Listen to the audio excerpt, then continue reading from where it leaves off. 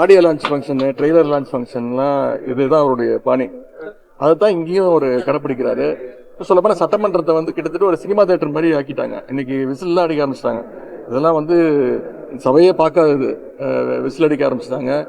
இன்னும் ஒரு மினிஸ்டர்லாம் டான்ஸ்லாம் நேரத்தில் ஆட ஆரம்பிச்சிருவாருன்னு நினைக்கிறேன். பாட்டெல்லாம் போட்டு ஐட்டம் சாங்லாம் போடுவாங்கன்னு. அதான் இது வந்து முழுக்க முழுக்க அவங்க வந்து இந்த சோசியல் மீடியாவில் ட்ரெண்ட் ஆகணும்னு, ரீல்ஸாக போகணும்னு. இன்னைக்கு முதலமைச்சரோட பேச்சை நீங்க எடுத்து பாத்தீங்கன்னா கிட்டத்தட்ட ஒரு அரை மணி நேரம் பேசியிருக்காருன்னா அதுல ஒரு 10 ரீல் தேரும். அது வந்து பிளான் பண்ணி தான் பண்றாங்க. இது ஃபுல்லா ஸ்கிரிப்டடா தான் இருக்கு. இது நாங்க எதிர்பார்த்தது தான். ஓரளவுக்கு மேல பொறுத்துக்க முடியல. ரொம்ப எங்களுடைய ரொம்ப ஆர்டிபிஷியலா பேசுறாரு.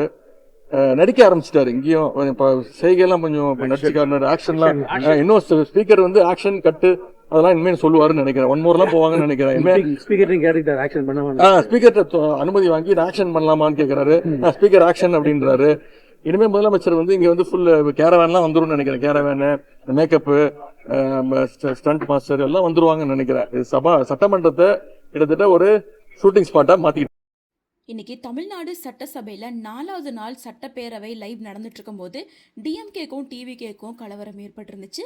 ஏன்னா 4 நாட்களில் சிஎம் அமைதியாக இருக்காரு அப்படின்னு வாயத்தரங்க சிஎம் அப்படின்னு டிஎம்கே சைட்ல இருந்து பல கேள்விகளை எழுப்பிட்டு இருந்த நிலையில இன்னைக்கு சிஎம் விஜய் அவர்கள் ஒவ்வொரு கேள்வியாக பாயிண்ட் அவுட் பண்ணி நேரடியாகவே பேச ஆரம்பிச்சிருந்தாரு. சிஎம் விஜய் பேசின விஷயத்தை எங்களால் ஏற்றுக்க முடியாது அப்படின்னு சொல்லி சண்டை போட்டு டிஎம்கே சேர்ந்த பல கட்சி தலைவர்கள் வெளியே போயிட்டாங்க. அண்ட் உதயநிதி ஸ்டாலின் அவர்களும் வெளியேறிட்டாரு. வெளியே போனதுக்கு அப்புறமா முதலமைச்சர் விஜய் அவர்களை குறிச்சும் அவரோட பர்சனல் விஷயம் உள்ளிட்ட பல விஷயங்களை ப்ரெஸ் மீட் வச்சு பேசியிருக்காரு. ப்ரெஸ் மீட்டோட விடாமல் திரும்ப ட்விட்டர்லையுமே வந்து முதலமைச்சர் விஜயை பற்றி விமர்சித்து பேசுனது மட்டும் இல்லாமல் அவரோட மனைவியை பற்றியும் விமர்சித்து பேசியிருக்கிறாரு. செங்கல்பட்டில் கோர்ட்டில் கணவனை தேடுற மனைவி கதை தமிழ்நாட்டுக்கே தெரியும். ஸோ நடிகர் விஜய் வந்து இனியாவது தமிழ்நாடு முதலமைச்சராக நடந்துக்கணும் அப்படின்னு கேட்டுட்டு இருக்காங்க.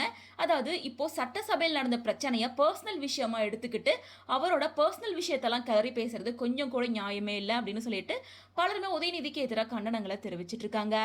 முதலமைச்சர் விஜய் மற்றும் மனைவி சங்கீதாவோட விவாகரத்து மனு கடந்த ஜூன் 15ஆம் தேதி விசாரணைக்கு வந்தப்ப ஆகஸ்ட் 7ஆம் தேதி ஒத்தி வச்சிருக்காங்க. 2 பேரும் கோர்ட்ல நேரில் ஆஜராகாம வீடியோ கான்ஃபரன்ஸ் மூலமா பேசுறதால ஆகஸ்ட் 7ஆம் தேதி 2 பேரும் நேரில் ஆஜராகணும் அப்படின்னு சொல்லிட்டு இந்த மனுவை தள்ளி வச்சிருக்காங்க.